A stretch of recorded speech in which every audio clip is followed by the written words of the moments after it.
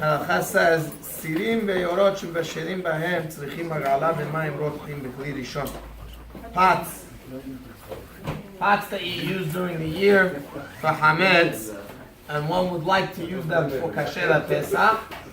The only way to do that is if you do hag'ala. Hag'ala means that you take the pot after, of course, it's cleaned well from all dirt, from anything that's inside, the sides, corners, whatever it may be.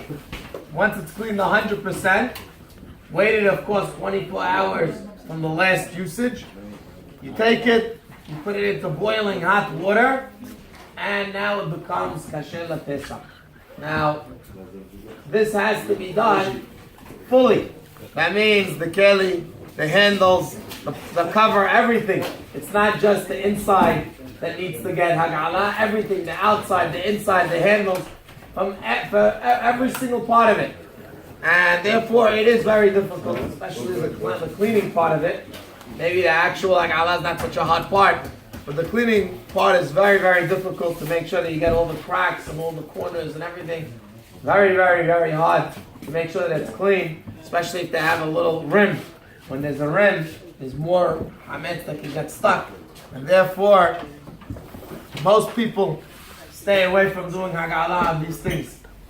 Ashkenazim are more mahmir in this case. They require that many times, if there's any kind of rim, you can't do hag'ala, you have to do libun.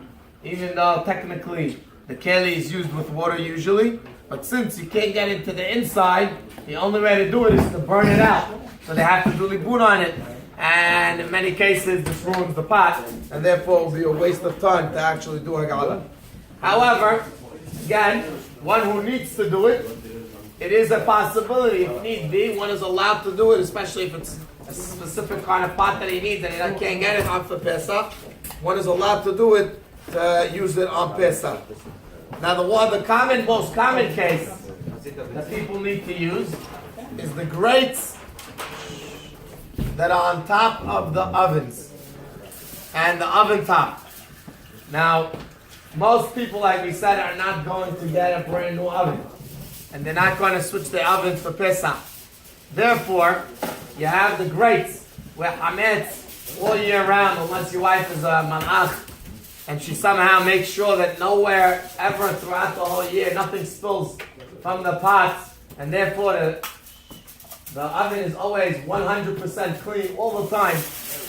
Usually that's an impossibility, and therefore always things spill from the pots, and the hametz goes all over onto the stovetop and onto the actual grates. So therefore, one needs to now do hag'ala or libun. Again, if it's used directly with hametz on top without any kind of liquid, then it obviously needs libun. If it's used with liquid in general, then therefore it needs hag'ala. So in most cases, these things need hag'ala, not libun, because again, things are spilling over. So now you have things that spilled all over the oven, so you would have to clean it well. Don't use it for 24 hours, and then you have to pour on it boiling hot water. Once you do that, you now machshir the entire top. Some people on the actual grates put bread directly on it.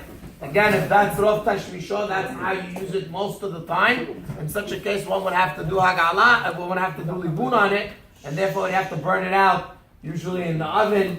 You have to put it in the oven on the highest temperature or on a self-clean, and that would burn it out. But in general, most people do not use their grates for such things on their stovetop, and therefore one can just pour boiling hot water after it's cleaned 100%, and it will be kosher to use on Pesach.